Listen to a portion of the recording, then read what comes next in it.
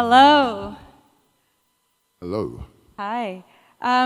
My name is Ayelen. I work for the Human Rights Foundation, specifically writing content for them for the Financial Freedom Program, and that includes overseeing our newsletter, some email comms, and video. But that's a quick introduction about me, because I want to shine the spotlight on Obi. So Obi, maybe we'll kick off with you doing an introduction of yourself and what you're doing at FEDI. So my name's Nwosu. I'm one of the co-founders of FEDI. And FEDI makes a community super app. So that is an app that combines money, chat, and more. It uses technologies like eCash, which you may be aware of. And it provides you a number of features. It allows you to have incredible privacy of your communication and your money.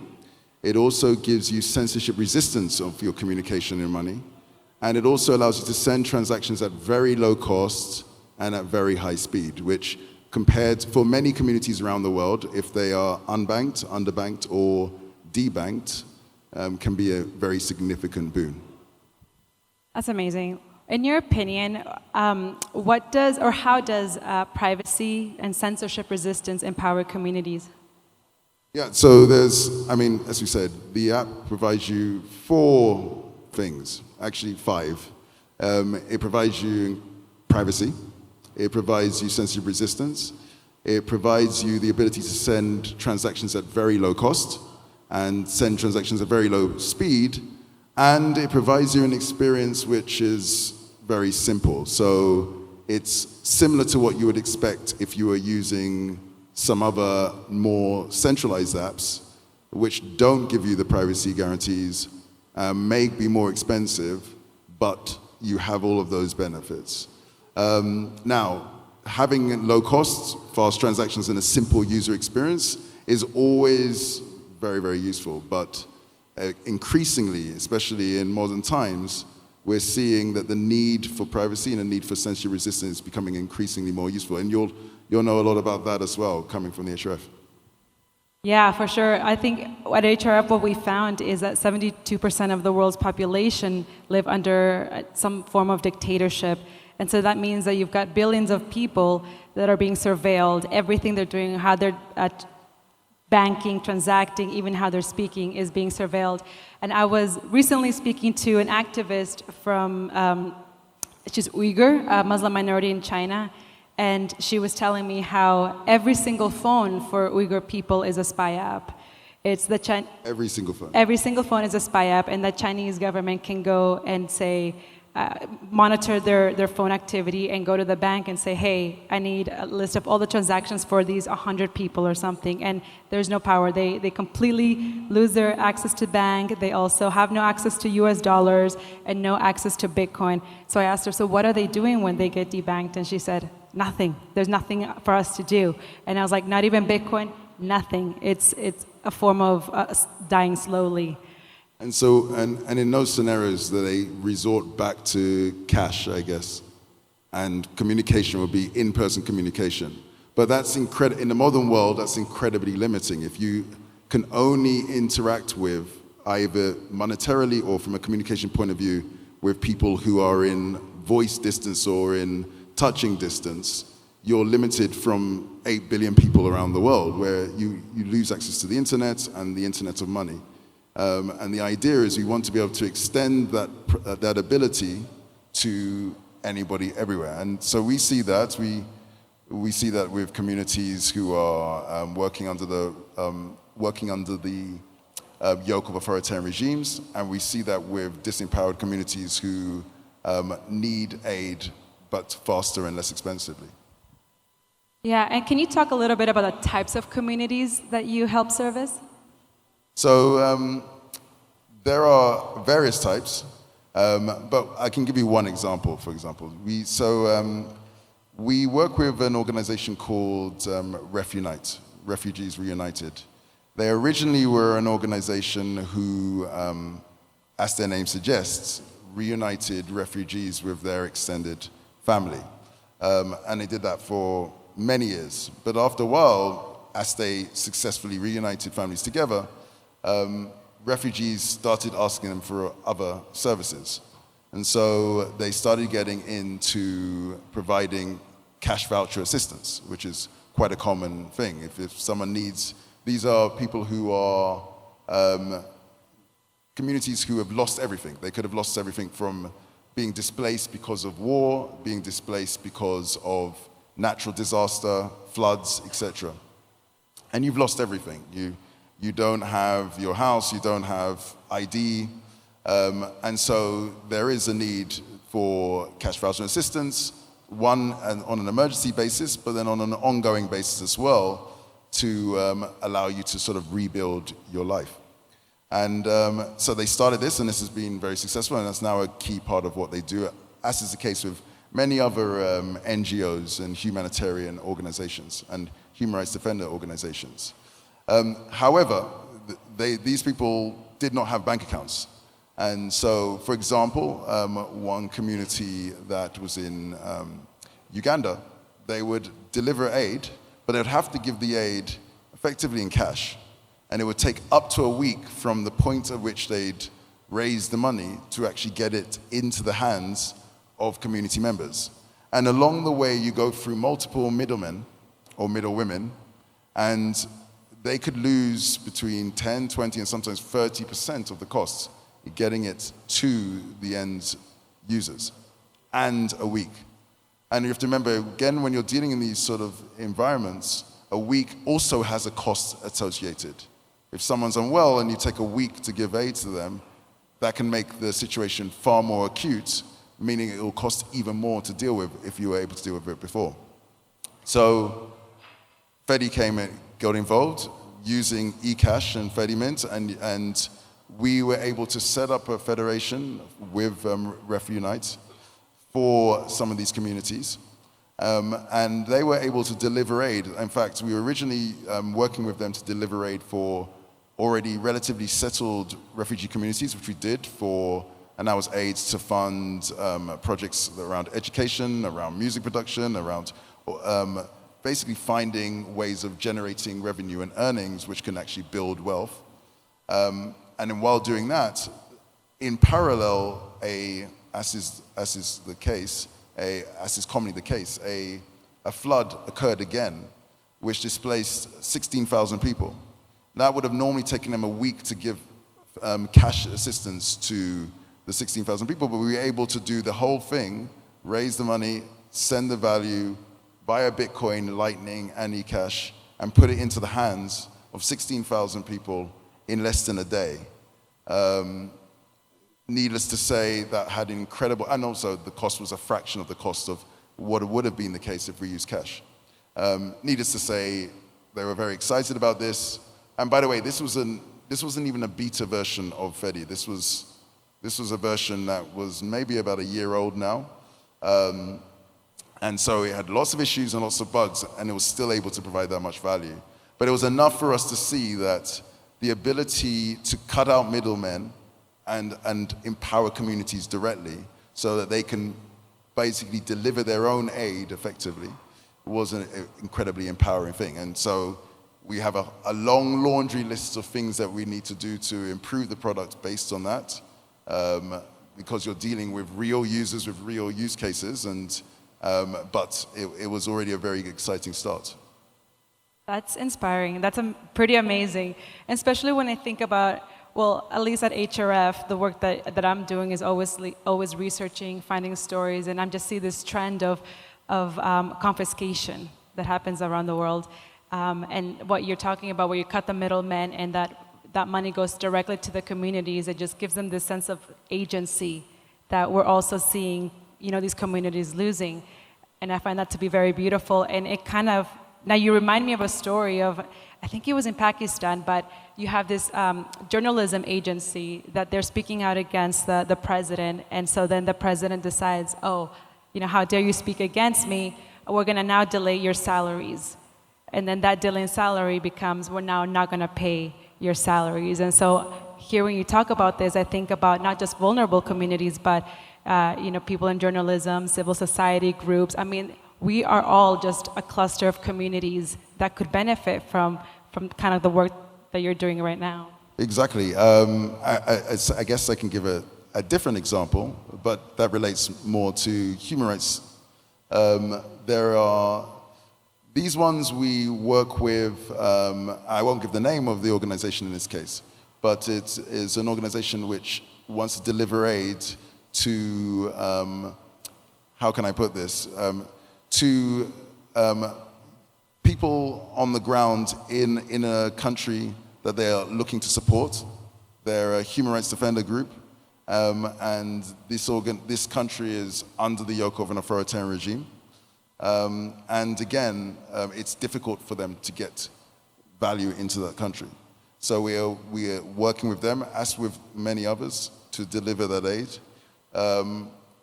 This is not even a case of lower cost and higher speed, which they get. But in this case, it's important that the communication they have is privacy preserving. It's important that the money is sent in a privacy preserving manner, which is where eCash comes in, and the chat is privacy preserving as well. And it's important that it's very simple to use, because the people who they're looking to support aren't technologists, aren't Bitcoiners. They're people who have a problem that they need to resolve. They have costs they need to pay, and they just need a solution to their problem. And so we thought our product was a simple product to use. But when you're dealing with people who are non-technical and non-Bitcoiners, you very quickly realize that what you might consider to be a simple product is actually incredibly complicated. Can you talk a little bit more about that? Like, what are some challenges that you were surprised to come across with usability? I think the biggest challenge was getting over your own, how can I put it? Your own ego. Your own blindness to what you don't know.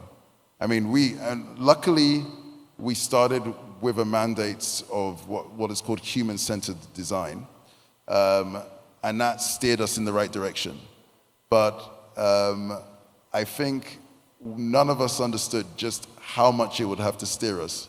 So human-centered design is, don't build what you want for yourself, build what the customer is asking and put the human at the center. So we started in that approach, but the distance between what we thought was needed and what is actually needed was way further than we expected. And we're still not there. We're still exploring the edge of what is needed to provide a solution that's going to be useful for the 99% of people who are not yet deep within the Bitcoin community. So a lot of assumptions we're having to question. What do we have to do as the base unit? Is it Bitcoin, or is it USD, or is it even the local currency? Hint, it's most likely the local currency. It's not stablecoins, it's not Bitcoin, it's the local currency. So how can you dovetail, but that local currency is losing value at a rate of knots. And on one hand, they don't want it as a store of value, but on the other hand, that's what they use every day for payments. So how can you, and also people don't care about privacy, but they need privacy, especially the people who are living under the yoke of authoritarian regimes. And when they suffer from the lack of privacy, then they really want it. But then it's too late. So how can we protect them from the thing that they need to be protected from when they don't understand it until it's too late? So these are complex UX challenges. And when you get it wrong, there's this in the Bitcoin community, to be too overzealous with your language can be considered negative. But it is a situation. We deal with certain customers or certain clients, people we're trying to help, where we want to do a trial, and they say, if this goes wrong, someone goes to prison. That's the problem with a bug in our case. So it's quite stressful, but it's also quite humbling, and you have to think long and hard. This isn't like work fast and break things. That's fine if it's a couple of sats to buy a cup of coffee, but here, either you're dealing with people who may have take-home pays of $10, $20 a month, so losing $5 or $6 is very significant, or it's people that if you somehow do not protect their privacy, they can be in kind of grave consequences for themselves and their family. So so that's just, I can go into it more, but it's a very interesting challenge. Well, I really appreciate you taking it slow, right? Because the consequences that there are in some cases life or death, right? Like you can't expose somebody if they're a political dissident, an activist, a journalist, a lawyer. I mean, the list goes on. And with authoritarianism growing, it is very dangerous. And actually, today at lunch, I was sitting with an activist, an Osorio developer, people in the Bitcoin space, and they were saying we need to cross-pollinate more. Like the developer should maybe go and live with the activists for like a week and just use the tools that they use, experience the hardships they experience, go back and build. And then the activists should go and stay with the developers, learn, get onboarded onto these tech tools. So it reminds me of what you're saying right now. It's absolutely, I would highly encourage people to do that. We've been blessed with the opportunity to do that. We thought it would be interesting, thought it would be useful, and it's a superpower. It's also incredibly eye-opening and incredibly humbling.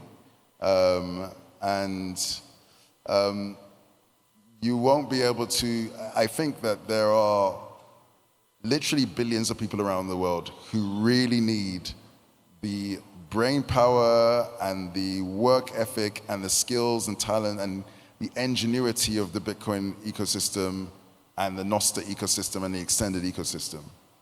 This is absolutely clear. But the difference in understanding of the world between these two groups is very, very wide. And the only way that can be brought closer is organizations, people meeting each other, and organizations helping people to connect from these two worlds, which is why, for example, the HRF has done such an incredible job of doing that.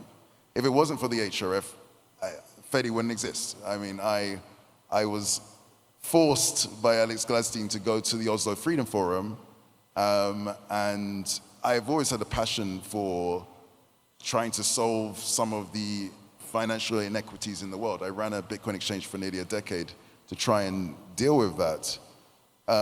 So I thought I understood it. And then I went to the Oslo Freedom Forum and I realized I don't understand anything. I'm at like day one of my life journey of understanding what was going on. Now I'm maybe in day 200, but this is a lifelong journey. And that was because of what the HRF did, connecting people. So when there are events, I would suggest people to not just go to Bitcoin events, they're incredible, but go to events for humanitarian organizations, go to events for human rights defenders organizations. These are events where they are talking about people who are literally the low-hanging fruit. They're the people who really, really need what we're building. And you'll only understand them by going out of your comfort zone and talking to them, listening to them, and not trying to preach to them what Bitcoin is, but listening to what they say their needs are. And if you do that, then Bitcoin can really, really do so much good. Which is especially important given that we're also seeing countries going into CBDCs, central bank digital currencies. At HRF, we're doing research as well with that and just seeing that more and more countries are silently and behind the scenes doing research, deploying CBDCs, launching them without any, democratic vote about it, without any awareness of it, without teaching people about the consequences of it. So, on the one hand, you've got two things going on. You've got Bitcoin development and CBDC developments both happening at the same time. And what are your thoughts, like, with these two things developing at the same time? How do we move people towards the Bitcoin set, towards financial freedom? I mean, it's interesting. I think it's almost like they're yin and yang, and they will naturally occur side by side. As you have we had this mixture of currencies that were, if you went back 100 years or so, most people used cash. And so cash was just something that was issued by the government, but it was a bearer instrument, and you had peer-to-peer transactions with it. You can use it. It was very intuitive interface, and it provided you a decent level of privacy, but it was issued by the government. So it was this sort of weird mixture between the two. But then we invented the internet and the ability to transact at distance, and we realized that that's a very powerful offering. And cash didn't support that because it was a physical arrangement. Now we have eCash, and that potentially can bring us forward. But in the interim, you'll have these two, so you have this bifurcation, this splitting, this forking of money. On one hand, you've got Bitcoin, which is this money born on the internet, for the internet. It's free, and increasingly with technologies like Lightning and eCash, it becomes easier to use, more private, more scalable. But in parallel, its twin, its dark twin, are CBDCs, which are sort of the exact opposite. They are far more controlling than cash. They're far more they're censored, not censorship resistant. They are transparent to people who may not have your best interests at hand versus private for your use. So they're sort of like the exact opposite. And as Bitcoin gets stronger and stronger, these systems will also get stronger and stronger. And it's for us to decide which ones we support. And CBDCs will have many guises. One guise will be called a CBDC. Another guise will be called a stablecoin. But they are still all in the same camp. And we have to be careful which camp that we fall into. So do we win by having communities push Bitcoin adoption? Will it be bottom up? Sorry, ask the question again. So how do we ensure that we go towards the freedom that Bitcoin said? Will it be driven by communities? Will it be driven by governments? What are your thoughts? So this is where education comes in. I mean, it's a trite statement. A lot of people say it, but it's true. Education is key here. It's going to seem very compelling. You're going to be offered lots of things if you go the CBDC type route. It's going to seem easier on the face of it. It's going to seem easier from a user UX point of view.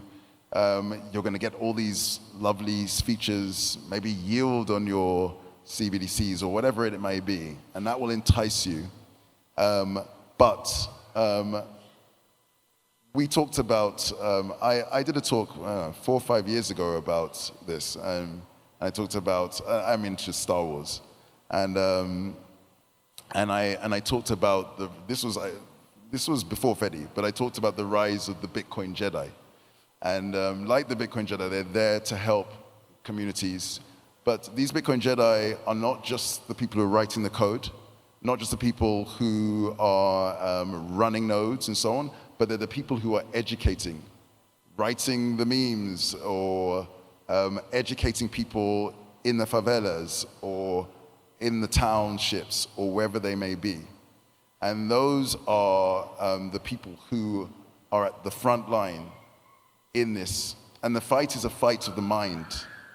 And their key is to educate people and make them understand that there is a choice here, and what we decide now is going to be key to the future of ourselves, of our loved ones, our friends, our family, our children, our communities around the world. And we need to make the right choice. And I believe that the Bitcoin community will help us as a society make the right choice. Oh, that's so beautiful. Looking forward, okay, let's look towards this time next year. Where do you think we'll be with Bitcoin? And you can take this any direction you like.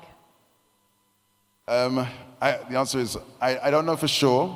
Obviously, there's a lot of excitement about what's happening with the price right now and what's happening with elections around the world. I think that we need to focus on ourselves and what we can do. And what I know for myself is, and I hope people will analyze for themselves as well, is I will keep fighting to educate, keep fighting to improve, and do whatever I can to help communities around the world make the right choice and move towards something that will provide them more privacy, more freedom, and more opportunity.